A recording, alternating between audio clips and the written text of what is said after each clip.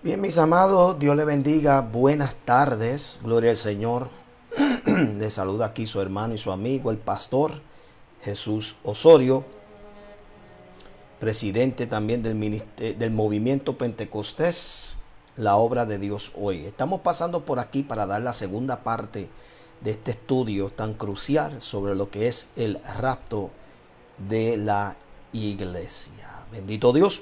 Y hemos decidido tomar y sacar tiempo de dar este estudio debido a lo que yo conversé en el primer video, donde existe una alta propagación de desmentir lo que la Biblia claramente, amén, estipula como uno de los acontecimientos inminente de la iglesia. Y expliqué que inminente significa, o sea, cuando se habla de inminente, significa que para que ocurra el rapto o arpazo, que significa sacado fuera, el acto de remover, que es donde sacamos el término arrebatamiento, porque el mismo Pablo utilizó ese término. Que para que ese acontecimiento ocurra no hace falta señales. Para el tiempo de los 7 años, la tribulación y la gran tribulación, estamos viendo las señales que se avecina y se aproxima.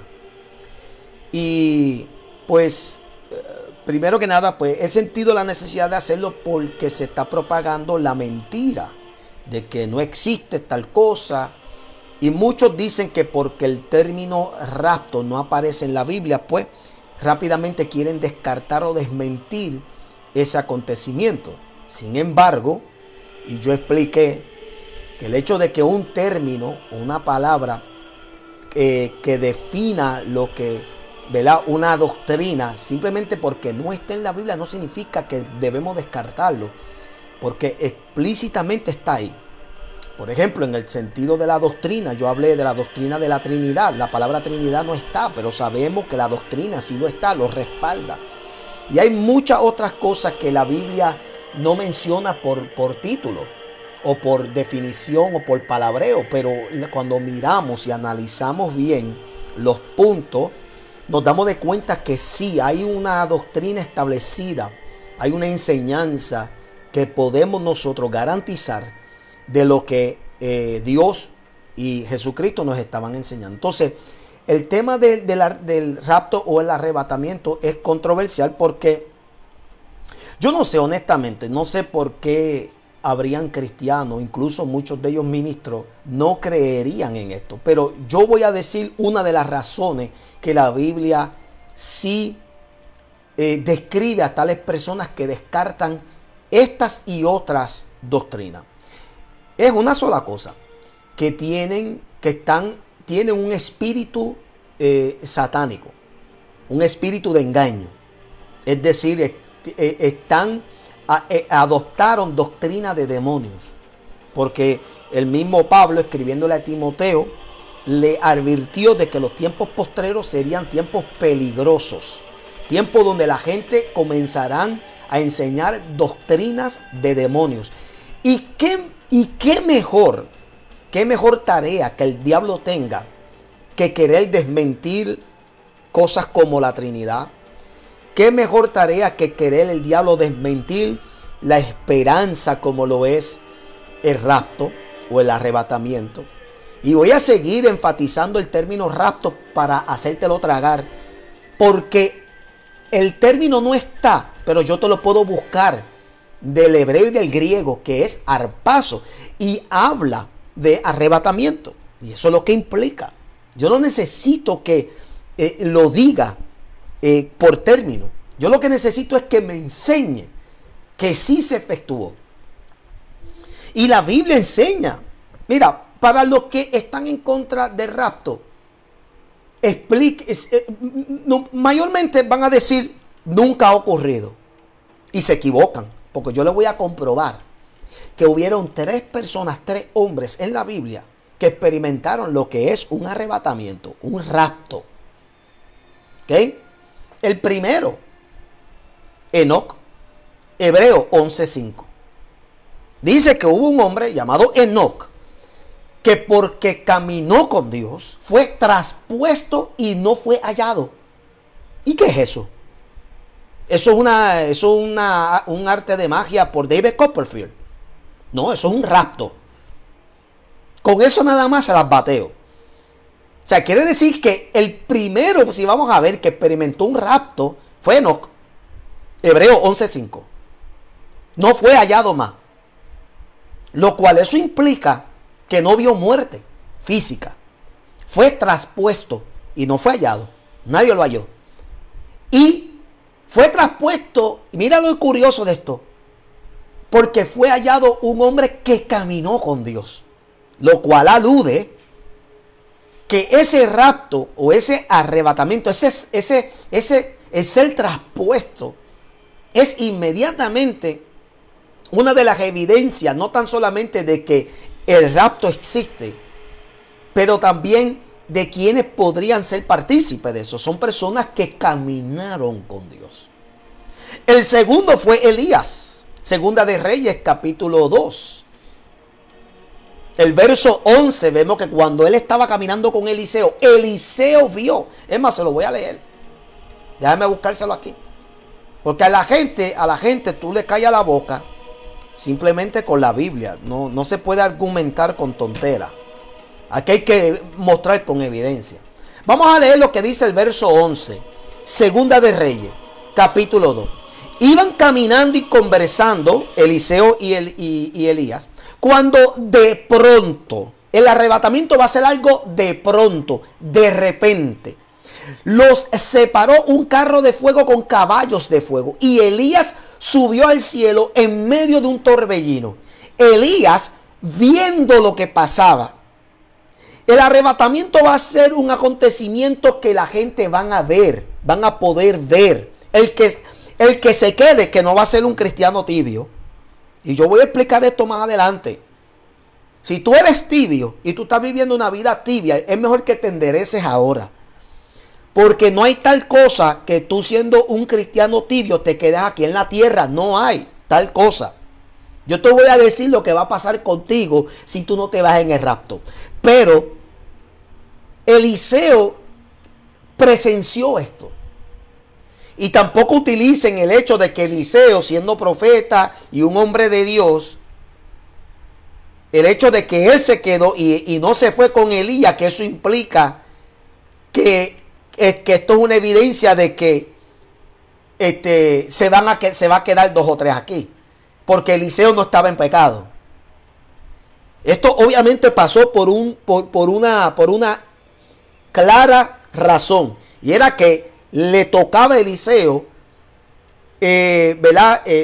suceder obviamente y tomar la rienda de su mentor. Ya Dios le había hablado anteriormente a Elías, cuando se encontraba en la cueva huyendo, que Eliseo iba a tomar su lugar. Pero esto es otra enseñanza que no tiene nada que ver, pero para que Eliseo pudiera ejercer su llamado era necesario que Eliseo fuera quitado. Y qué mejor manera que de esta manera. Verso 12. Eliseo, viendo lo que pasaba, se puso a gritar: Padre mío, carro y fuerza conductora de Israel. Pero no volvió a verlo. No me hablen de que no existe un rapto o un arrebatamiento cuando le estoy ya mostrando dos acontecimientos antes de la iglesia. Antes de que se supiera lo que es la iglesia, antes del advenimiento de Cristo por primera vez. No me hablen de que no existe rapto. Cierre su boca. Y como les dije en el primer video, están a tiempo de ustedes que están enseñando que no existe rapto, de que se arrepientan. Porque más tolerable yo creo que van a ser para los que vivieron en Sodoma y Gomorra. Más tolerable yo creo que va a ser para los que permanezcan aquí durante la tribulación y la gran tribulación, que ustedes que están enseñando herejías. Porque no hay perdón para el apóstata. Tú te apostatas de la fe y tú comienzas a enseñar herejías y conduces a la gente al error. no tan solamente tú pagarás por tu error, tú pagarás por toda esa gente que tú conduciste al error y que los conduciste justamente contigo al infierno. Arrepiéntete ahora, estás a tiempo. La tercera persona, porque hay gente que van a decir, no, pero ve, pues está bien, ok, en el Antiguo Testamento eso se vio, pero muéstrame un arrebatamiento en el Nuevo Testamento. Bueno, no te voy a mencionar a Jesucristo, porque sería muy fácil, ¿ves? Tú tal vez dirías, no, pues Cristo, pues obviamente, pues él tiene que subir, pues, pero enseñé que él fue levantado, primer capítulo de los Hechos, mostré que Jesucristo fue levantado y fue visto por sus discípulos, los que estaban allí. Eso no lo voy a poner a él de ejemplo, pero te voy a poner a alguien que sí dice él mismo que fue arrebatado al cielo. Pablo. Segunda de Corintios. Vamos a leer Segunda de Corintios nuevamente. O sea, hay gente, no existe rapto. Ok, entonces explícame cómo es posible que ya yo te he mostrado, aparte de Cristo, te he mostrado 3 raptos que han ocurrido. 3 raptos ya te he mostrado que han ocurrido. Explícame eso. Mira lo que dice vamos a leer el capítulo 12, comenzando en el verso 1 de Segunda de Corintios. Me veo obligado a jactarme, aunque nada se gana con ello. Paso a referirme a las visiones y revelaciones del Señor. Conozco a un seguidor de Cristo y él está hablando de él. Lo que pasa es que nota que él está hablando en el sentido de segunda persona.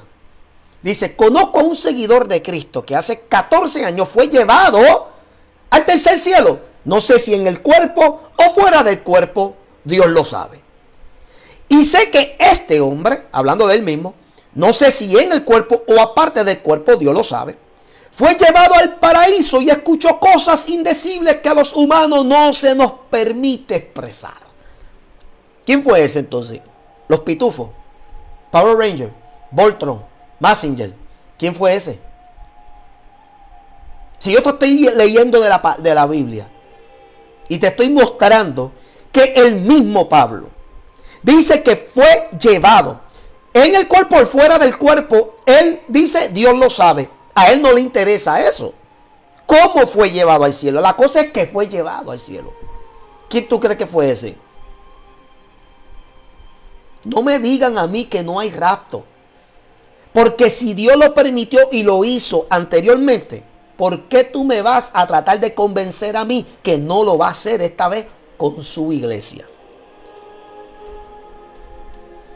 ¿Sabes qué es lo que está pasando con estas personas? Y nuevamente me da lástima que son pastores, aparentemente evangelistas, supuestamente maestros y teólogos. Lo que pasa es que ellos, aquí tiene que estar pasando algo raro. Para mí es que ellos no están seguros de su salvación. Garantizado, no están seguros. Si una persona cuestiona el rapto, garantizado, no está seguro de su salvación.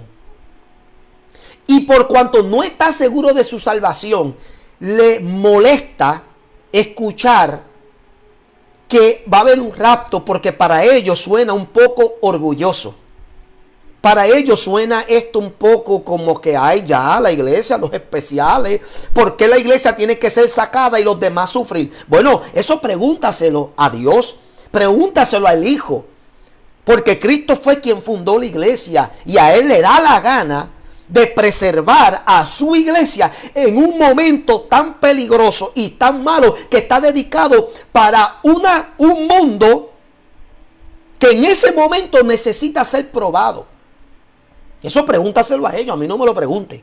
Ahora, yo te estoy diciendo que a mí no me interesa estar aquí. A mí no me interesa ver el anticristo. A mí me interesa esperar el sonido del tequía Gedola. El sonido de ese chofar. Que yo le enseñé en el video de ayer, que hay 4 sonidos del chofar que los israelitas conocen muy bien, y era a lo que Pablo se refería cuando hablaba del sonido como de voz de trompeta, a la última trompeta, cuando él hablaba en Primera de Corintios capítulo 15, Que muchos están confundiendo, cuando él dice a la final de la trompeta, están confundiendo eso con la séptima trompeta de Apocalipsis 11. No es esa trompeta. Pablo es judío y él estaba enseñando algo que solamente los judíos podían entender. Cuando él hablaba de la final trompeta, está hablando de esa cuarta trompeta que se llama, o chofar, que se llama tequilla gedola, cuyo sonido es uno largo y extendido.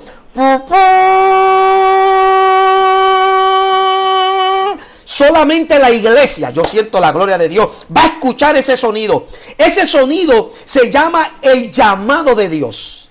Cuando Israel escucha el tequilla gedola que sale del sonido del chofar, Israel todos se paralizan en su lugar y entienden lo que es ese sonido, y significa: convocaos a todos, vengan aquí que el rey los está llamando. Aleluya. Y tú me vas a querer a mí decir a mí que no va a haber rapto. No, tú estás loco y perdido. Lo siento mucho por ti. Sigue por ahí con tu camino y en ese rol. Pero mi responsabilidad es enseñar lo que dice la palabra.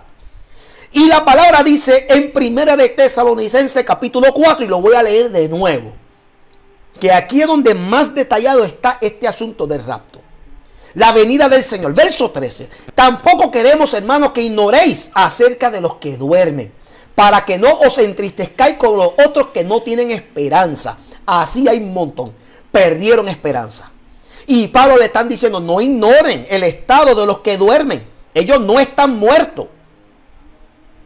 Esta teología del alma que duerme viene de los testigos de Jehová y de otras religiones, que ellos enseñan que cuando tú mueres, tú estás durmiendo, tú no tienes conocimiento de nada, tú no sabes lo que estás pasando, tú estás como en el limbo, y eso es mentira.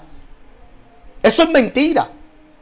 Yo les puedo enseñar, les voy a enseñar en la Biblia cuál es la actividad de los cristianos que mueren en Cristo.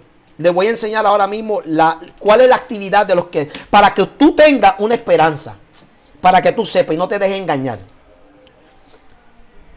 Y esto habla aquí, amén, esto está mostrando aquí la visión. Hay una visión que adquiere aquí cuando se abre el sello.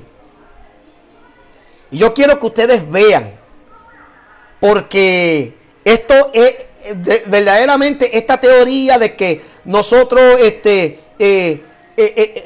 no hay nada, o sea, no hay actividad, tú estás en un sueño profundo, tú no sabes lo que está pasando. No, si tú mueres en Cristo, mira cuál será tu actividad.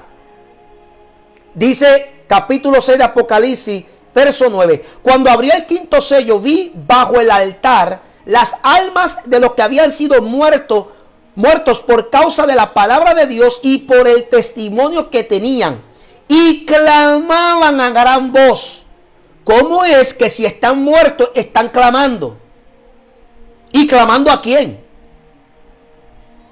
Clamaban a voz diciendo: ¿hasta cuándo, Señor santo y verdadero, no juzgas y vengas nuestra sangre en los que moran en la tierra?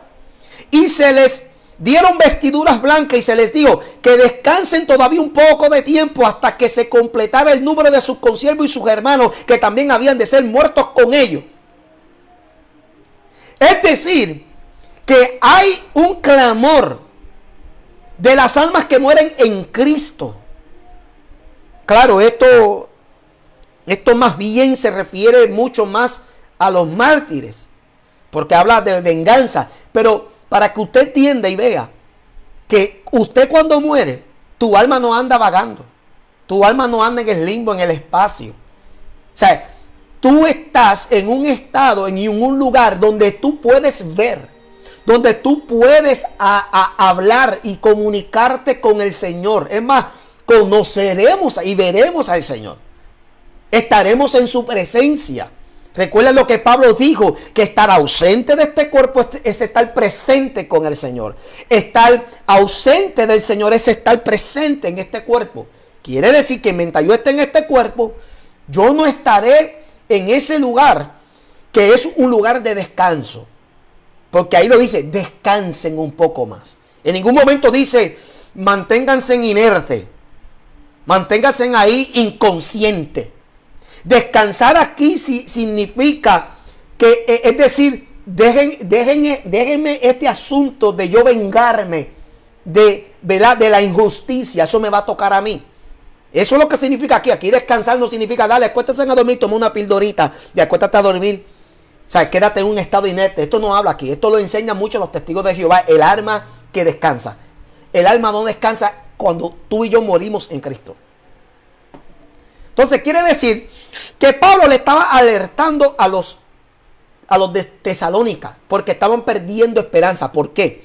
Porque habían un montón en ese tiempo, como los hay ahora, que estaban enseñando que no hay resurrección. Porque mira lo que él dice en el verso 14. Porque si creemos, y aquí esta expresión no está provocando duda.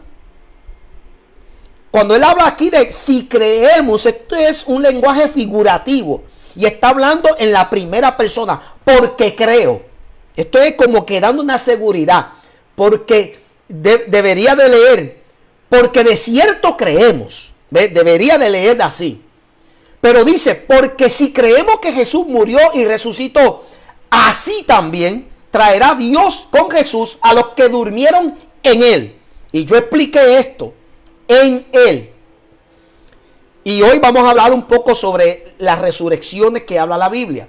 Yo expliqué que en el arrebatamiento solamente van a resucitar los que están en Cristo. Y expliqué que eso significa desde que se inició la iglesia. Toda la gente desde el momento que descendió el Espíritu Santo. En el libro de los Hechos hasta ahora, toda esa gente van a resucitar porque son en Cristo. Primero los muertos en Cristo y luego los que son de Cristo que estemos vivos, que solamente la iglesia. No van a resucitar ni David, ni Moisés, ni Josué, ni Elías, ni Eliseo, ni ninguno de los profetas, ni Isaías, ni Jeremías, ninguno de ellos va a resucitar porque no les toca todavía. Esto es profundo, mi amado, y esto es la gente no, y aquí es donde está la confusión de muchos. Cuando en el arrebatamiento solamente eso será un evento para la iglesia. Para la iglesia. Ok. Vamos a hablar un poquito sobre ese tema. Déjame continuar aquí. Dice en el verso 15, por lo cual os decimos esto en palabra del Señor. Nota, él no está hablando dando opiniones, como muchos hay que están dando opiniones. Estas cosas hay que trazarlas por la palabra. Si no lo trazas por la palabra, no hay forma de comprenderlo. Dice que nosotros que vivimos, y él se estaba incluyendo porque él honestamente pensaba que el arrebatamiento iba a ocurrir en su momento, en su tiempo, pero no ocurrió. Sabemos que pues él murió. Y se debe a una sola cosa, porque pues Dios le mostró un misterio que era demasiado. Y lo mismo hizo con Daniel. A Daniel el ángel le mandó a sellar el libro porque no era un tiempo para esa profecía o esta visión o este misterio, porque el arrebatamiento es un misterio. Y Pablo lo establece en 1 Corintios capítulo 15. Os digo un misterio, que no todos dormiremos. O sea, que seremos, los muertos en Cristo resucitarán, pero los que estemos vivos seremos transformados. Y él mencionó el arrebatamiento como un misterio.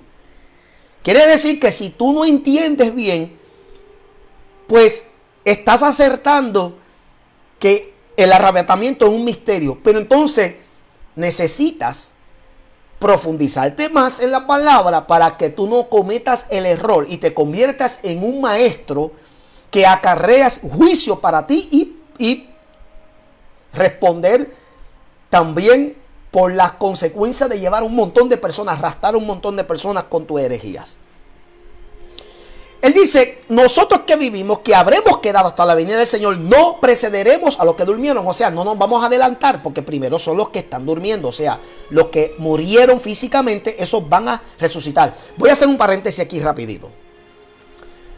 Para las personas que tienen un problema con la cremación y que preguntan, pero pastor, pero si yo cremo a un ser querido, a mi mamá, a mi papá, etcétera, ¿qué pasará con ese cuerpo? La Biblia dice que ni carne ni sangre heredarán el reino de los cielos. No me interesa si tú metes ese cuerpo en un triturador. Si tú lo mandas a cremar, Dios no va a necesitar recoger todas esas partículas y recoger toda esa ceniza para formar un cuerpo. Donde quiera y como quiera que haya muerto la persona, Dios le dará un cuerpo incorruptible, uno que no tenga sangre. Porque ahora mismo este cuerpo necesita la sangre. Porque en la sangre, como dice en la Biblia, en la sangre está la vida. Ahora mismo nosotros necesitamos sangre. Si usted no tiene sangre en su cuerpo, usted se muere aunque usted tenga todos los órganos en perfectas condiciones. Tú necesitas sangre, porque en la sangre está la vida. Por eso en la Biblia se nos prohíbe comer cosas con sangre. Esto es profundo. Entonces, pero el cuerpo incorruptible será uno que no tenga sangre. No tiene sangre. Será uno físico en el sentido relativamente concerniente al estado que tengamos nosotros. Porque recuerden que Cristo resucitó con un cuerpo glorificado, pero aún así los discípulos pudieron tocarlo. Y él le dijo, toquen, un fantasma no tiene este cuerpo físico. Quiere decir que sí, el cuerpo será físico y literal relativo al estado que estemos nosotros, que será un estado de gloria.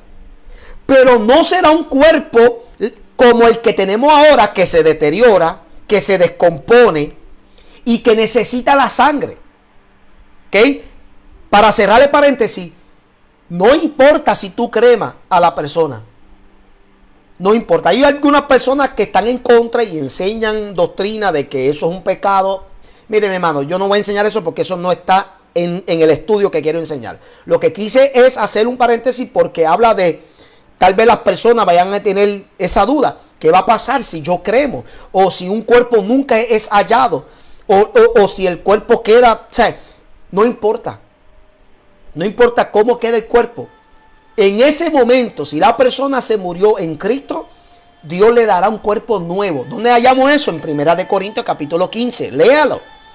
Que ahí Pablo habla algo glorioso sobre lo que es el arrebatamiento. Continúo. Estoy leyendo en 1 Tesalonicenses capítulo 4 y voy ahora por el verso 16. Porque el Señor mismo con voz de mando, con voz de arcángel y con trompeta de Dios. Y esta trompeta es la que hablamos, el chofar, el sonido del chofar.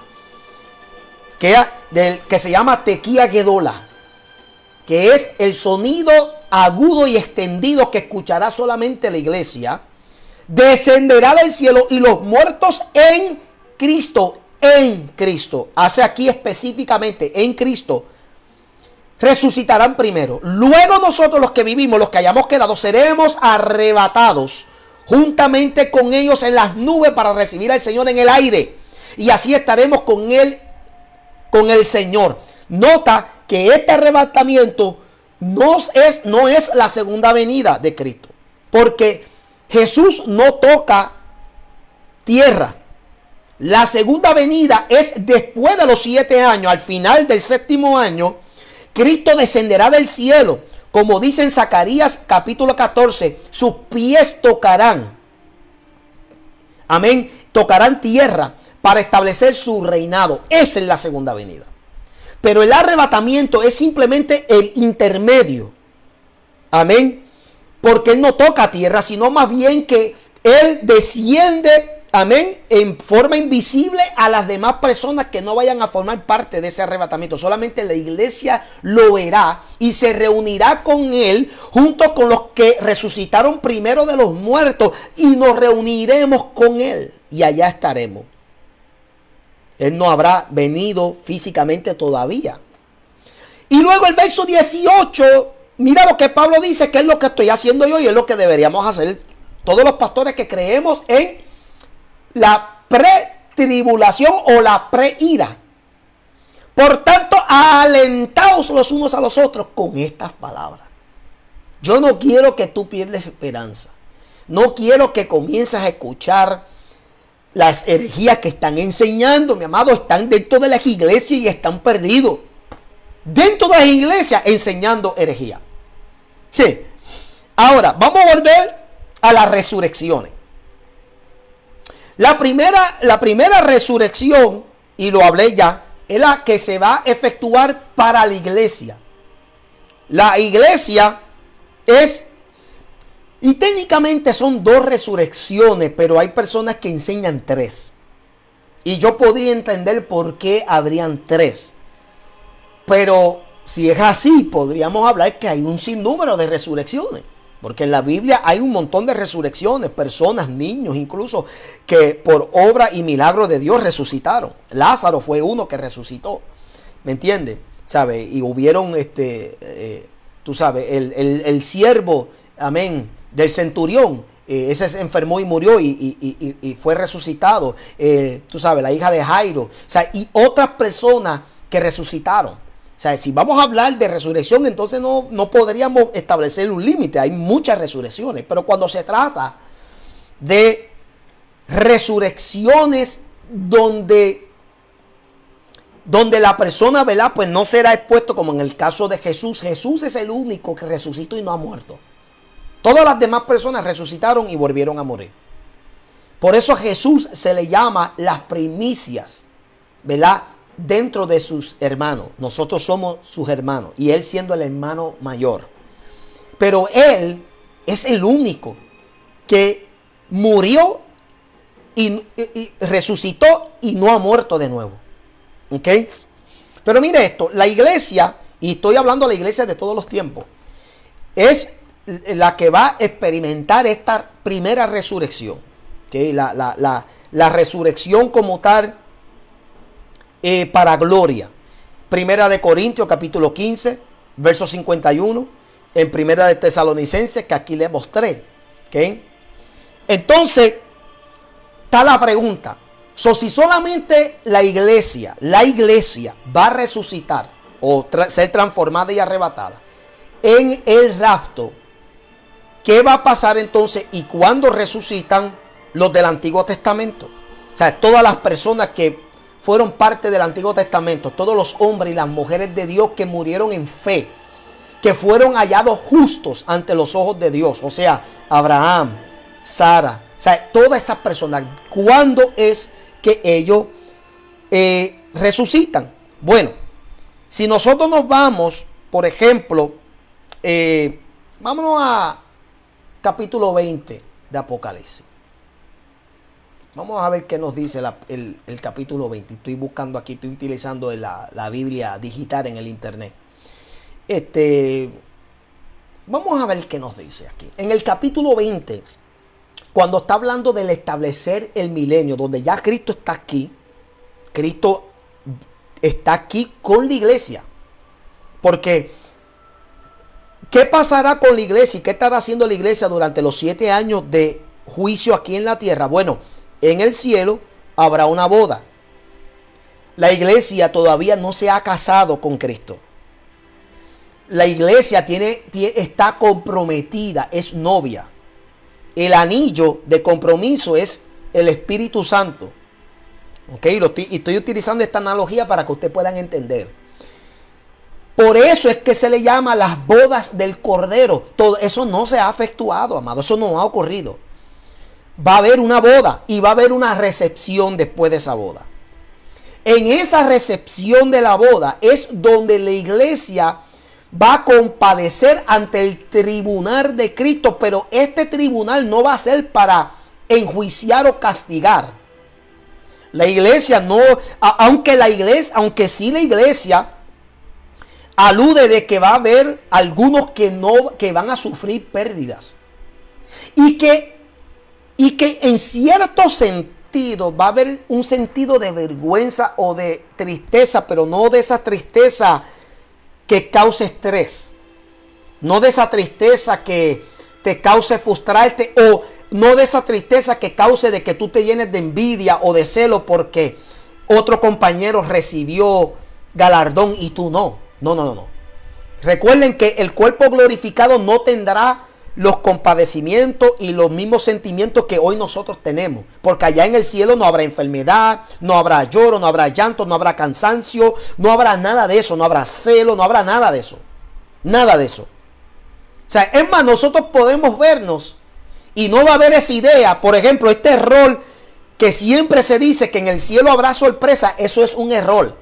Es aquí que va a haber sorpresa. En la tierra habrá, pero en el cielo no va a haber sorpresa. Eso es un error. Aluden a eso diciendo de que tal vez yo me encuentre a alguien en el cielo que yo pensaba que se iba a perder. Eso no existe, mi amado. En el cielo no hay nadie que vaya a tener esa mentalidad. Quiere decir que si yo veo a alguien, sea hombre o mujer, que yo pensaría que se perdería, y si yo lo veo, yo no me voy a sorprender y decir, ven acá, ¿y qué tú haces aquí? Yo pensaba que tú te ibas a perder. No existe eso. Pero en el cielo sí la Biblia dice y muestra, déjame buscárselo aquí. Sí muestra que en el tribunal va a haber, nosotros vamos a estar presentes y van a haber personas que técnicamente se habrán salvado, pero habrán perdido galardones.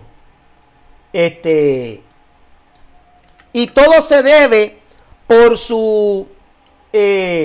todo se va a deber a que fueron personas no dispuestas para el Señor, se renegaban contra Dios.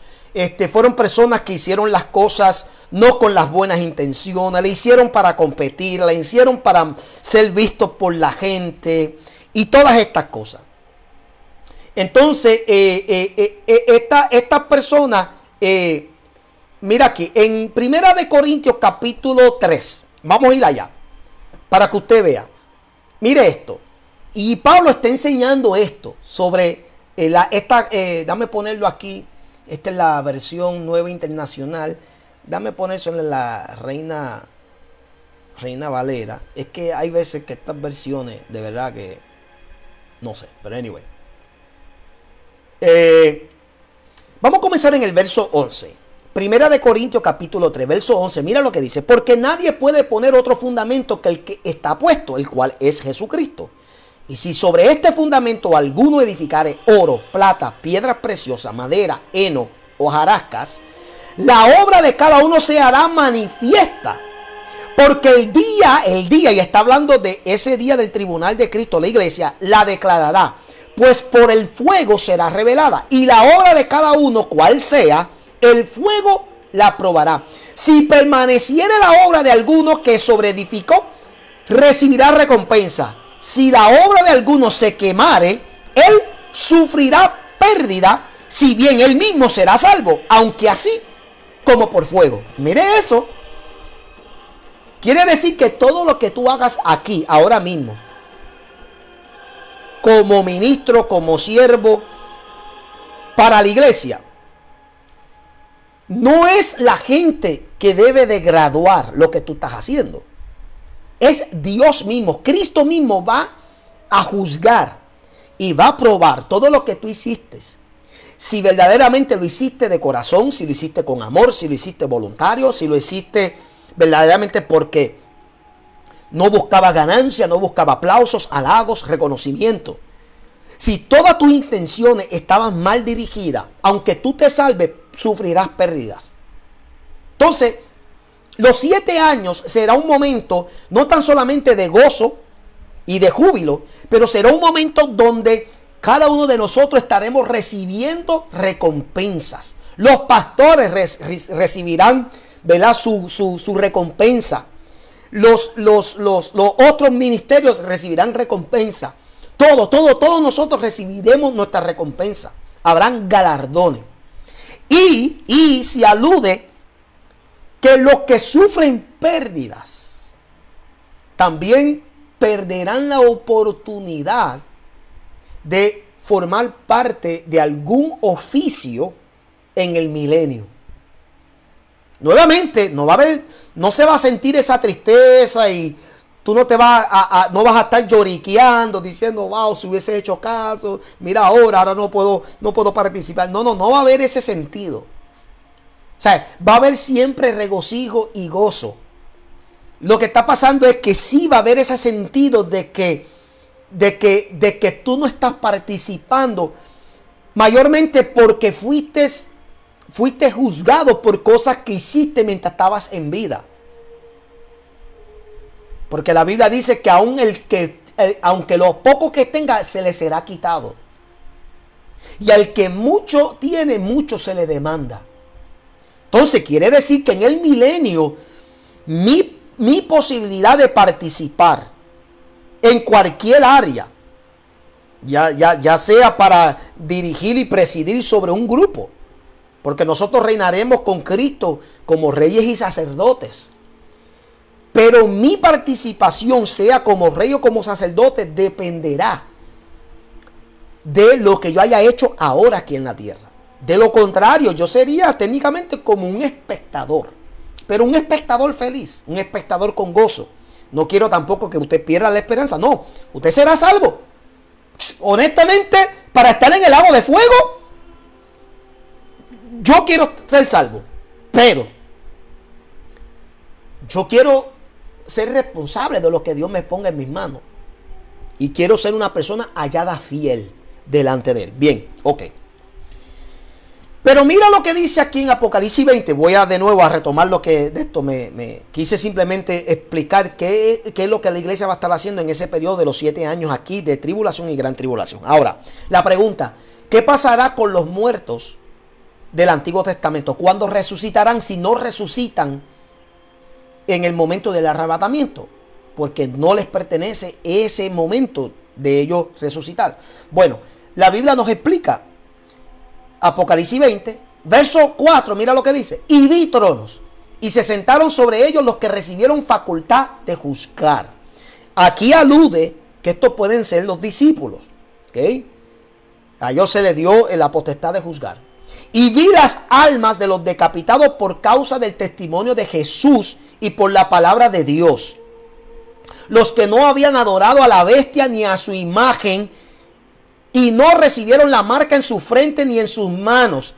Estos son también, aquí van a participar dentro de ese grupo, van a vivir también y reinaron, dicen, y vivieron y reinaron con Cristo 1000 años. Aquí está el grupo de los del Antiguo Testamento y resucitan aquí los que estaban aquí en la tierra, no cristianos tibios. Los que permanecieron aquí, que no se sellaron, que recibieron la palabra, fueron convencidos por la evangelización de los 144,000 sellados, de los 2 testigos y de los ángeles que predicaron el evangelio eterno. No de un pastor que pertenecía al movimiento misionero mundial, no de un evangelista que vino de la Asamblea de Dios, no de un maestro que se apartó y que pertenecía al movimiento internacional. No. Usted no va a hacer falta aquí. Y yo expliqué qué pasará con esas personas que fueron cristianos pero vivieron una vida tibia. Tú estarás en el infierno. Y aquí dentro del verso 4 habla de los que resucitan del Antiguo Testamento, pero también incluye todas esas almas que estando aquí en la tierra, cuando ocurrió el rapto, que no se fueron, que quedaron convencidos, recibieron la palabra, fueron sellados para ser salvos, y no permitieron y no recibieron la marca en su frente ni en sus manos, y vivieron y reinaron con Cristo 1000 años. Ahora, aquí está el misterio. Hay algunos que enseñan que este grupo que viven, nota que dice y vivieron, que alude a que no experimentaron una resurrección como tal. sino más bien que este grupo se les permite vivir como recompensa de haber, ¿verdad?, soportado y aguantado, ¿verdad?, la persecución masiva. Pero hay algunos eruditos que enseñan que este grupo es el que va a poblar la tierra aquí durante el milenio. Y que por causa de esa población va a ser inmenso. Si ahora mismo hay casi 8 billones de habitantes, durante ese milenio, eso va a ser, yo creo, que el triple. Porque se va a sobrepoblar la tierra. Porque Cristo va a estar reinando, va a haber rectitud, va a haber justicia. Un solo rey gobernando todo el mundo, todo ese reinado. Y se dice y se cree que de todo ese grupo que va a crecer, de esta gente que van a vivir del verso 4, no del Antiguo Testamento, no. Ellos van a experimentar una resurrección gloriosa como la de nosotros, la de la iglesia. Pero se dice que este grupo que permaneció en los 7 años, que no se permitieron sellar ni nada, de ellos saldrá la población masiva. Y que dentro de esa población es la que se va a hallar un grupo que el diablo, cuando sea desatado después de los 1000 años, como quiera, de esa población van a haber un montón que van a hacer alianza con la bestia, con el dragón, para hacer guerra una vez más. Parece insólito, ¿no? Pero aparentemente la Biblia alude a eso. Ahora, la otra pregunta. ¿Y los muertos que están en el Hades? En el infierno. Bueno, el verso 5 nos dice, pero los otros muertos. Los otros muertos están hablando los que están en el Hades, en el infierno. De todos los tiempos, incluyendo los tibios. Porque el tibio fue vomitado y fue hallado y encontrado en el Hades. Eso quiere decir que el verso 5 habla aquí de esos muertos. Los otros muertos no vivieron y no volvieron a vivir hasta que se cumplieron 1000 años. Esta es la primera resurrección. O sea, esos muertos que están en el Hades no van a vivir todavía, no van a ser resucitados. Todos vamos a resucitar de alguna manera. En Daniel dice que unos resucitarán para vergüenza perpetua y otros para recompensa. Los que están en el Hades van a resucitar para ser enjuiciados en el gran trono blanco. Quiere decir que los que están en el Hades, si ahora mismo están sufriendo y están gritando, todavía no saben nada. No saben ni lo que les espera. Porque la segunda muerte, esa es la primera muerte, la muerte espiritual. La segunda muerte es la muerte eterna y la separación eterna y perpetua. Cuando habla de separación eterna y perpetua, significa que ni esas personas ni Dios mismo tendrá memoria de ellos. Bendito Dios, que Dios nos cubra. Entonces hay 3 grupos. Están los de la iglesia, están los del Antiguo Testamento, todos los justos del Antiguo Testamento, y están los otros muertos. Amén, los que se perdieron. Los que se perdieron. Ahora, nosotros tenemos que entender la otra cosa que se confunde mucho. Y por qué la gente piensa que la iglesia va a pasar por la tribulación es por un solo capítulo que ha sido mal interpretado por mucho tiempo. Capítulo 24 de Mateo. El capítulo de 24 de Mateo ha sido uno de los capítulos más mal interpretados a través de la historia. Porque la gente, cuando leen ese capítulo, no están entendiendo 2 cosas. No están entendiendo quién hace la pregunta y no están entendiendo la respuesta y las numerosas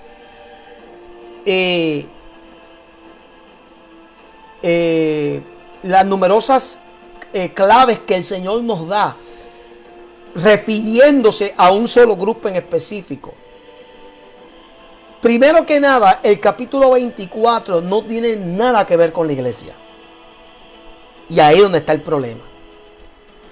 El hecho de que la Biblia hay ciertas cosas que pueden tener doble aplicaciones no hace definitivo que esa aplicación que se le puede hacer a la iglesia sea un hecho y que nosotros lo establezcamos como una doctrina o como algo real. Esto puede tener aplicación, pero aquí esto es lo importante de hacer una exégesis. Porque esto necesita una enseñanza sistemática. Yo a veces, yo he enseñado esto numerosas veces. Y a veces yo me desespero porque quiero tratar de dar tanto. Y a veces puedo brincar algunas cosas. Y me doy de cuenta después cuando miro el video que no fui claro en ciertas cosas. Así que me disculpan porque hay veces que yo quiero enseñar esto lo más ¿verdad? Cuerdo posible. Porque a veces me vuelvo loco porque quiero enseñar estas cosas pero, amado, el capítulo 24 no se refiere a la iglesia. Y por eso es que muchos están confundiendo y piensan, ve, aquí lo dice, que entonces confunden una cosa con la otra. Vamos a comenzar. En el verso 3 del capítulo 24 de Mateo. Mira esto. Y estando él sentado en el monte de los olivos, los discípulos se le acercaron aparte diciendo, dinos, ¿cuándo serán estas cosas? ¿Y qué señal habrá de tu venida y del fin del siglo? Note esto. Los discípulos le están haciendo la pregunta debido a lo que Jesús dijo en los dos versos anteriores. Mira lo que él dice anteriormente. Cuando Jesús salió del templo y se iba, se acercaron sus discípulos para mostrarles los edificios del templo. Respondiendo él les digo, ¿veis todo esto? De cierto os digo que no quedará aquí piedra sobre piedra que no sea derribada. Eso fue una declaración que estremeció a los discípulos. Porque acuérdense que el templo del cual él está hablando es el templo que fue edificado de David, el templo de David, de Salomón. Bueno, el plano lo tuvo David, pero lo edificó su hijo Salomón. Entonces para ellos esto fue un espanto. Porque acuérdate que el templo de Israel es la Meca, eso es lo más sagrado. Entonces cuando Jesús está mirando los edificios y diciendo que todo esto va a ser derribado, pues los discípulos comienzan a expandir y a querer explorar el futuro. Y ahí es donde ellos le hacen la pregunta y le dicen, ¿cuándo serán estas cosas? ¿Qué cosa? El derrumbamiento de todo esto. Segundo, ¿qué señal habrá de tu venida? Y el fin de los siglos. Y el fin del siglo. ¿Ok? Entonces, él le dijo, mirad que nadie os engañe. Y él comienza hablando, respondiendo les digo, mirad que nadie os engañe, porque vendrán muchos en mi nombre diciendo yo soy el Cristo, y a muchos se engañarán, y oiréis de guerra y rumores de guerra. Mirad que no os turbéis, porque es necesario que todo esto acontezca, pero aún no es el fin, porque se levantará nación contra nación y reino contra reino, y habrá peste y hambre y terremotos en diferentes lugares, y todo esto será principio de dolores. Entonces se entregarán a tribulación y os matarán y seréis aborrecidos de toda la gente por causa de mi nombre. Muchos tropezarán entonces y se entregarán unos a otros, y a unos a otros se aborrecerán, y muchos falsos profetas se levantarán y engañarán a muchos, y por haberse multiplicado la maldad el amor de muchos se enfriará. Mas el que persevere hasta el fin, este será salvo. Y será predicado este evangelio del mundo del reino en todo el mundo, para testimonio a todas las naciones, y entonces vendrá el fin. Ahora, yo puedo continuar. Yo puedo estar de acuerdo que hasta lo que yo leí en el verso 14 del capítulo 24, prácticamente todo esto se ha venido cumpliendo. O sea, guerra, peste, terremoto, ha existido desde el principio. No es ahora nada más. De que ahora está siendo más pronunciado, sí lo admito. Yo no estoy negando eso. El problema es cuando nosotros agarramos esta conversación que él tiene con sus discípulos en el capítulo 24 y le damos la aplicación a que esto es no tan solamente para este tiempo, sino que, porque bien cae para este tiempo, pero no tan solamente eso, que lo aplicamos solamente a que se refiere a una era donde estará la iglesia. Recuerden que el hecho de que Jesús comenzó la iglesia con sus discípulos, que de hecho todos eran judíos, sangre judía, no deja de existir la realidad de que siguen siendo ellos representantes de Israel. Hay una razón por la cual él escogió 12 y no 10, no 9, no 7, no 6, no 15, no 20. Hay una razón por la cual escogió 12. Porque el número 12, que habla de gobierno, representa las 12 tribus de Judá. Hay una razón para eso. Quiere decir que los discípulos, que sí son los pioneros de la iglesia primitiva, pero ellos siguen representando a Israel. Quiere decir que tú te tienes que dejar llevar en el capítulo 24 por la pregunta que hacen los discípulos. Pero recuerden, los discípulos no están haciendo la pregunta en tono de ellos ser iglesia. Los discípulos están haciendo la pregunta concerniente a ellos como pueblo y nación de Dios. Porque los discípulos saben que ellos representan a Israel. Entonces, aplicar el capítulo 24 a la iglesia es un error.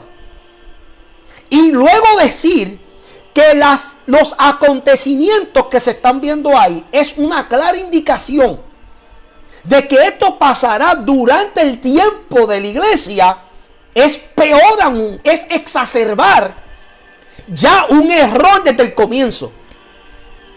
Y esto se debe a porque no estamos entendiendo mucho cuando nosotros leemos. Y que conste, y lo he repetido muchas veces, déjame no agitarme mucho, porque ya mismo, por eso que estoy bien vestidito, porque ya mismo voy a un culto aire libre y necesito estar tranquilo. Amado, yo he dicho numerosas veces que tú no te puedes dejar llevar por la versión Reina Valera ni por ninguna otra versión. No son las versiones originales. Tú tienes que irte a su contexto original. Y para hacer eso tú necesitas ir y buscarlo, a qué se refería esto, leer esto en el contexto original. Sea hebreo o arameo, sea lo que sea.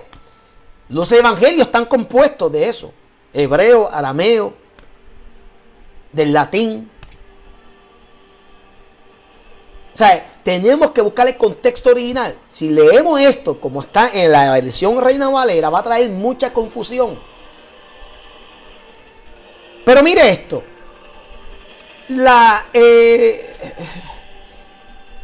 El capítulo 24 de Mateo está dividido en dos partes. Y mira cómo yo voy a conectar esto con los sellos en Apocalipsis, donde la iglesia no está de por hecho.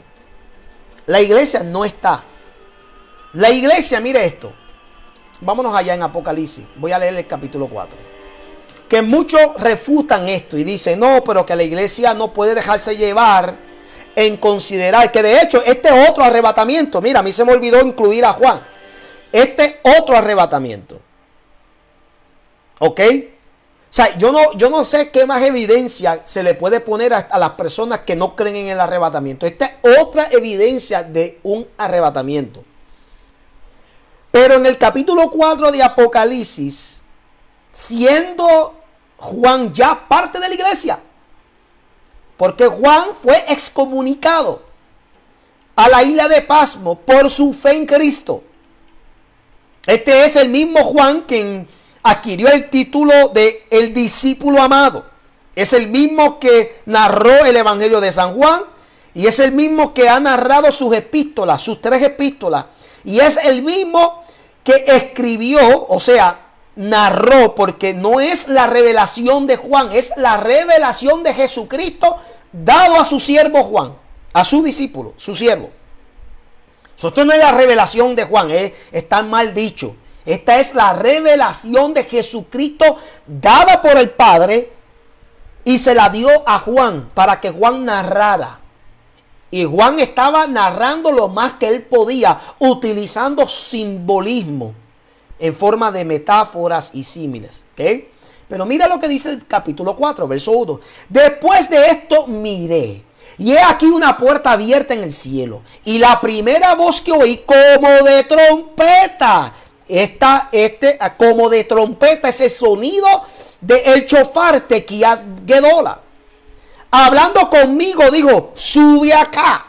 Porque el sonido de Tequía Gedola es el sonido del shofar que manda a convocar.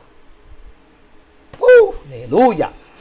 Sube acá y yo te mostraré las cosas que sucederán después de estas. Después de estas. Quiere decir que Juan, habiendo subido, siendo arrebatado, levantado, arpazo, raptado, se le fue mostrado. Lo cual implica que la iglesia, aunque esté allá arriba, podrá estar consciente de todo lo que está pasando aquí en la tierra durante ese periodo. Pero no vamos a estar sufriendo, no vamos a estar llorando, no vamos a estar haciendo nada de eso. Porque vamos a estar muy ocupados, muy en gozo, muy en júbilo para estar pendiente a lo que a derramar ni una sola lágrima de lo que esté pasando aquí abajo. Pero mire esto. Dice, sube acá y te mostraré las cosas que han de suceder después de esta. Y al instante yo estaba en el Espíritu, letra mayúscula. Quiere decir que el Espíritu Santo es el que nos ayuda a elevarnos y a subir al cielo. No es por nuestra propia cuenta. Y he aquí un trono establecido en el cielo, y en el trono uno sentado. Y después de ahí, pues comienza él a tener unas visiones y unas revelaciones gloriosas. Pero mire esto, en el capítulo 24 se puede dividir en dos partes. Y mira cómo yo voy a conectar esto con los sellos. Por ejemplo, Jesucristo habla de falsos Cristos en el verso 5. Porque vendrán muchos en mi nombre diciendo yo soy el Cristo, y a muchos engañarán. Esto habla también en el primer sello que es abierto, Apocalipsis capítulo 6, versos 1 y 2. Luego los versos 6 y 7 hablan de guerras, o sea, la paz quitada. Y oiréis de guerra y rumores de guerra. Mira que no os turbéis, porque es necesario que todo esto acontezca, pero aún no es el fin. Esto habla del segundo sello en Apocalipsis 6, del 3 al 4. El verso 7 ahí también habla, vemos aquí, amén, que habrá hambres, hambruna. Y esto habla del tercer sello, Apocalipsis 6, del 5 al 6, que habla de un hombre que carga una balanza. Habla en el verso 7 también de terremotos y pestilencias y plagas. Y en el cuarto sello, en Apocalipsis 6, del 7 al 8, habla de eso. Luego está la segunda etapa, donde en el quinto sello, en el verso 9, habla de mártires, que muchos serán entregados a tribulaciones y os matarán y seréis aborrecidos por toda la gente por causa de mi nombre. Pero eso no habla, aquí la gente lo relacionan con la iglesia, lo cual puede ser, pero no está hablando de la iglesia, está hablando de ahí de un periodo de los 7 años. La iglesia no está ahí, pero eso alude a lo que habla en Apocalipsis 6 también, del 9 al 11, donde habla de los mártires, los que entregaron su vida, que también les mostré que en el capítulo 20 son los que van a vivir, que no permitieron ponerse la marca. Ahora, Mateo no registra esto, pero en Lucas 21:11 habla de terrores, de señales que se manifestarán. Amén. Y esto habla del sexto sello en Apocalipsis 6, del 12 al 17. Entonces, vemos que en el verso 21, mira ahora cómo ahora divide Jesús esto. Antes de los versos 21, del verso 21, hablaba de todo lo que va a pasar durante la primera parte de los 7 años, de los primeros 3 años y medio, que es tribulación.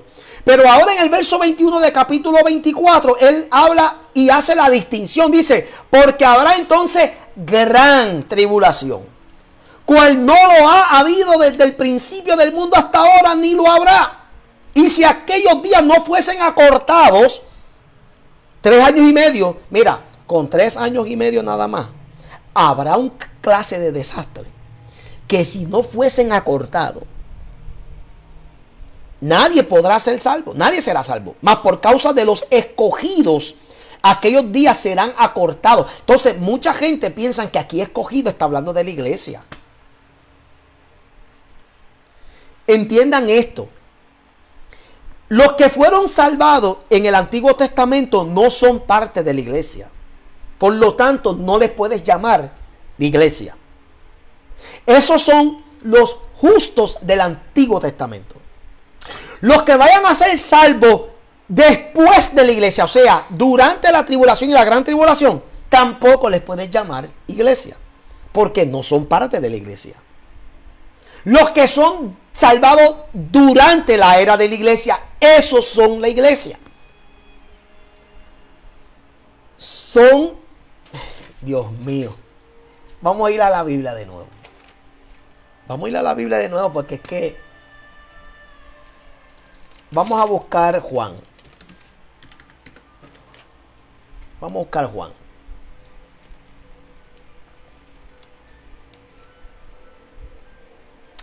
Ay, Señor. Mire esto. En Juan capítulo 10, Jesús revela algo interesante para que ustedes vean. Ahora, aclaro, todos seremos ovejas. A la final todos seremos ovejas. Pero tenemos que hacer la distinción. Tenemos que hacer la distinción. ¿Ok? Pero mire esto. Nuevamente Jesús aquí se está refiriendo en la parábola del redil y del pastor. Él se está refiriendo aquí a Israel. Pero mira esto, voy a comenzar en el verso 7 del capítulo 10 de Juan. Mire esto, volvió pues Jesús a decirle, de cierto digo, yo soy la puerta de las ovejas. Todo el que antes de mí vinieron, ladrones son y salteadores, pero no los oyeron las ovejas. Él se está refiriendo a Israel, aquí no está hablando de la iglesia, todavía. Mire esto, yo soy la puerta, el que por mí entrare será salvo, y entrará y saldrá y hallará pastos. El ladrón no viene sino para hurtar y matar y destruir. Yo he venido para que tengan vida y para que la tengan en abundancia. Verso 11, yo soy el buen pastor y el buen pastor su vida da por las ovejas. Mire esto, mas el asalariado, y que no es el pastor, de quien no son propias las ovejas, ve venir el lobo y deja las ovejas y huye, y el lobo las arrebata y las dispersa. Ahora mire el verso 13. Así que el asalariado huye porque es asalariado y no le importa las ovejas. Hasta ahí él está hablando de Israel. Verso 14. Yo soy el buen pastor y conozco mis ovejas y las mías me conocen. Continúo. Así como el Padre me conoce y yo conozco al Padre y pongo mi vida por las ovejas. Ahora mira el otro grupo. Esta es la iglesia. Verso 16. También tengo otras ovejas que no son de este redil. Aquellas también debo traer y oirán mi voz y habrá un rebaño y un pastor. ¿Ve por qué no podemos confundir una cosa con la otra? O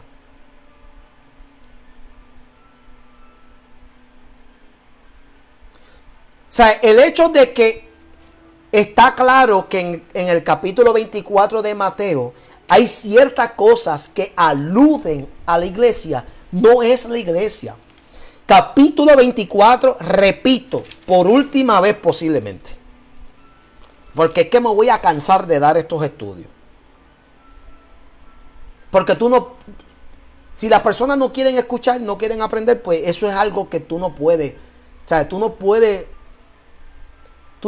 lograr convencer a alguien que quiere creer la mentira. Tú no lo vas a poder lograr a convencerlo a que crea la verdad. Capítulo 24 de Mateo es para Israel. Y se trata del periodo de los 7 años. Punto y se acabó. Eso no se refiere a la iglesia pasando por la tribulación en ningún momento. La otra confusión es que no entendemos que la palabra justo o santos o escogido no es específicamente y exclusivamente para la iglesia. Los términos, estos son epítetos que describen el estado, el carácter, la personalidad o la descripción de alguien. Justo, santo, escogido, no es para la iglesia. Abraham es justo, santo, escogido. Moisés, justo, santo, escogido. Josué, justo, santo, escogido. Isaac, justo, santo, escogido. Jacob, justo, santo, escogido. Todos los profetas, justo, santo, escogido. No es la iglesia nada más. No se trata de la iglesia nada más. Jesús fue específico. Aquí en el verso 16 del capítulo 10 de Juan dice: también tengo otras ovejas que no son de este redil. O sea, es decir, no es un grupo aparte, y está hablando ahí de la iglesia. Pero antes de eso, está hablando cuando habla de las ovejas, está hablando de Israel. Es de Israel que está hablando. Cristo siempre hizo la distinción, supo hacer la distinción. Por eso es importante que usted entienda, mi amado, las cosas. La iglesia no va a pasar por la tribulación. La iglesia será levantada pretribulacional. Será levantada. Primero los muertos en Cristo resucitarán. Luego los que están vivos en Cristo serán arrebatados y transformados. Y recibirán un cuerpo glorificado. Y comenzará el periodo entonces de los 7 años de tribulación y gran tribulación. Es ahí, en el primer periodo, donde todos estos acontecimientos ocurrirán. Hambre, pestilencia, terremotos como nunca antes se ha visto. El amor de muchos se va a enfriar y comenzarán uno a otro a entregarse. ¿Por qué? Porque por las amenazas de muerte que habrá. Y porque obligarán a marcarse para comprar y vender. Y esas personas, con el miedo y porque por encima de eso no quieren creer, pues comenzarán a entregar a otros por adquirir ciertos favores especiales. Porque vamos a ser honestos, el hecho de que hayan personas que entreguen uno al otro se deberá simplemente porque quieran adquirir algún tipo de favor. Querrán ser reconocidos como que ellos están tratando de limpiar el mundo de personas rebeldes aparentemente. Pero se deberá porque el amor se enfriará. Por eso es que después vemos, amén, por ejemplo en el capítulo 25, aquí mismo de Mateo, si no me equivoco, déjame ir a buscarlo a ver. Donde vemos la separación.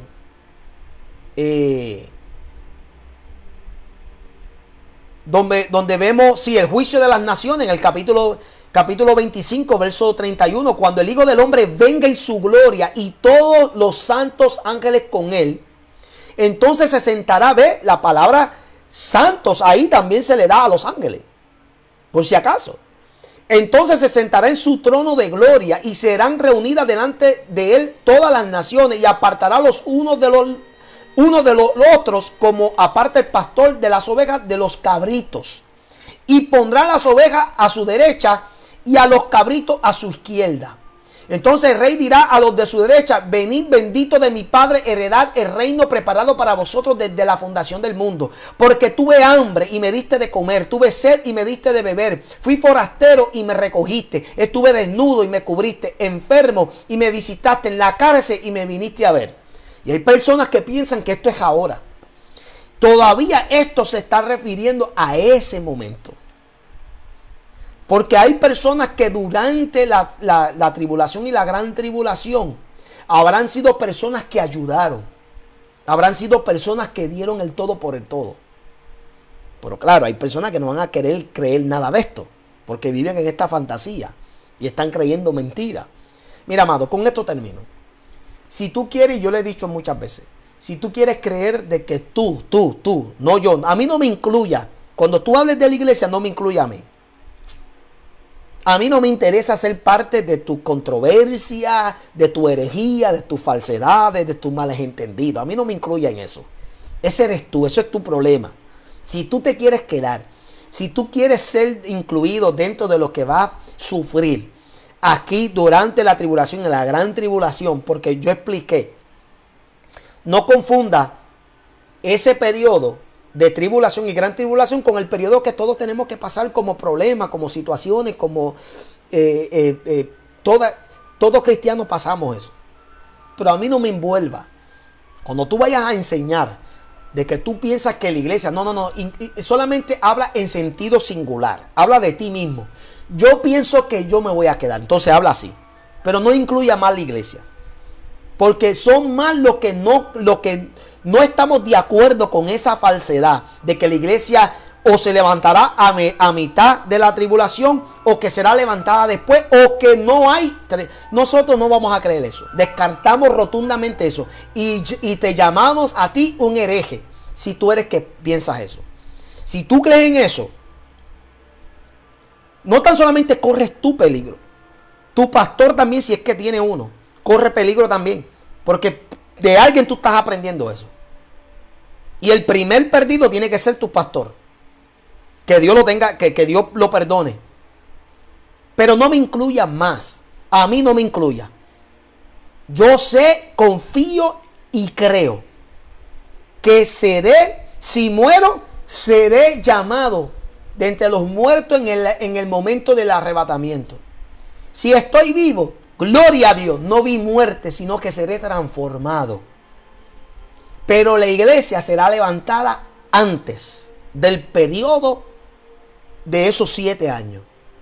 Antes de lo que se llama y se considera la semana de Daniel. A mí no me vuelvas a incluir en tus falacias.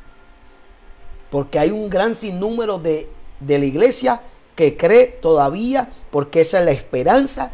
Y Cristo lo dijo y la Biblia respalda que ese periodo es el día de juicio de Jehová. Ese es el periodo que Dios va a tratar, no tan solamente específicamente con Israel, pero va a tratar con todos los demás que se queden aquí. Va a ser un tiempo bien difícil. Solo tú decides si tú quieres ser parte del rapto. O si no tienes conocimiento, si tú eres un ateo, un escéptico, un agnóstico, si tú eres un satanista, si tú eres una persona que practica otra religión, entonces tú tendrás que sufrir las consecuencias de permanecer aquí por tu ignorancia. Pero no hay una garantía. Porque dice bien claro la Biblia que Dios enviará un espíritu de estupor, de adormecimiento, y tú terminarás aceptando la mentira por cuanto no quisiste con amor abrazar la verdad. Pero para los cristianos tibios, tú serás vomitado. Tú no estarás aquí. Si tú no te fuiste en el rapto, en el arrebatamiento, tú estarás en el infierno. Tú estarás en el Hades. Y tú no resucitarás hasta después de los 1000 años que se ha establecido aquí el milenio. Y tú serás resucitado para tú enfrentarte con Cristo, pero no como Salvador, sino como juez. Y Él te juzgará. Y dice, y se abrirá el libro y los libros, y el libro de la vida. ¿Sabe cuál libro se cree que se va a abrir? Aparte del libro de la vida, la palabra de Él. La Biblia, lo que hoy nosotros conocemos como la Biblia, en ese momento se abrirá la Biblia, el Torah, tal y como está. Y yo pienso que ese libro estará obviamente también representado por los 10 mandamientos, porque acuérdate que el arca del pacto está en el cielo, está en el paraíso. Y el arca del pacto tiene las tablas de los mandamientos, la vara de Aarón que rebeldeció y la urna con maná, que es el pan que descendió del cielo, que es tipo Cristo. Y yo pienso que esos libros serán la palabra de Dios que te juzgará. Por cuanto tú no quisiste vivir bajo los preceptos de Cristo, entonces Él te juzgará conforme a la ley. Y será juzgado, porque la Biblia dice que si tú quebrantas una sola ley, tú eres culpable de quebrantar las 10. Y tú serás lanzado al lago de fuego. Ahora mismo no hay nadie en el lago de fuego, nadie. Pero se está calentando, está calientita, ardiendo con azufre. No hay nadie ahora mismo. Los primeros que serán lanzados es el dragón, el anticristo y el falso profeta. Son los primeros que probarán ese lago de fuego. Y luego todos los otros muertos. Los muertos que murieron en pecado. Los que no fueron perdonados por Dios. Ahí estará Judas Iscariote por traicionar a Cristo. Ahí estará Caín por asesinar a su hermano. Ahí estará Coré y todas sus pandillas por la rebelión. Ahí estará Jezabel. Ahí estarán toda esa gente, mi amado. Ahí estará todos los que murieron sin arrepentirse de sus pecados. Porque no es que tú peques, es que no te hayas arrepentido. Porque todos pecamos. La cosa es arrepentirte, mi amado. La cosa es encomendarte a Dios. La cosa es reconocer a Cristo, porque esa es otra. Porque Cristo dijo, y se ve en el verso 18 de capítulo 3 de Juan, ya están condenados por cuanto no creyeron en el unigénito de Dios. O sea, ya hay una condenación. Y por cuanto no enmendaron, no arreglaron esa situación, si se mueren sin arrepentimiento, también estarán allá en el trono blanco, en ese segundo juicio. No seas partícipe de eso. La iglesia no pasará por la tribulación ni la gran tribulación. De que sí experimentamos tribulación, claro que sí. Estamos siendo perseguidos, estamos siendo señalados, estamos siendo criticados, estamos siendo vituperados. Algunos de nosotros asesinados por nuestra fe en algunos países donde el evangelio y Cristo no quieren saber de él. Como en los lugares donde mayormente el Islam, la religión del Islam se manifiesta. Todos estos musulmanes que odian al cristiano. Sí, yo entiendo que hay muchos que están siendo asesinados, encarcelados. Sí, entiendo que ahora mismo hay muchas pruebas y tribulaciones. Sí, yo no estoy descartando eso. Pero eso no significa que esto se constituya el periodo que solamente está diseñado para un tiempo definido. Y un tiempo que Dios le llama la ira de Jehová. Yo no entiendo eso de la gente. Pero anyway. Cada cual con su lema.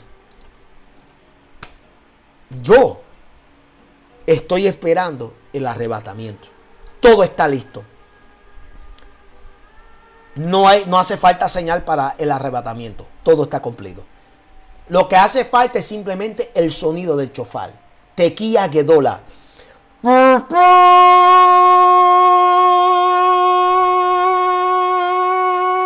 Un sonido que habla. El rey te está mandando a llamar. Venga, subir acá. Es un sonido de convocación. ¿Estás preparado para escuchar el sonido de la final trompeta? Yo espero que sí. Dios me lo bendiga, Dios me lo guarde. Bendiciones y nos vemos la próxima. Chao.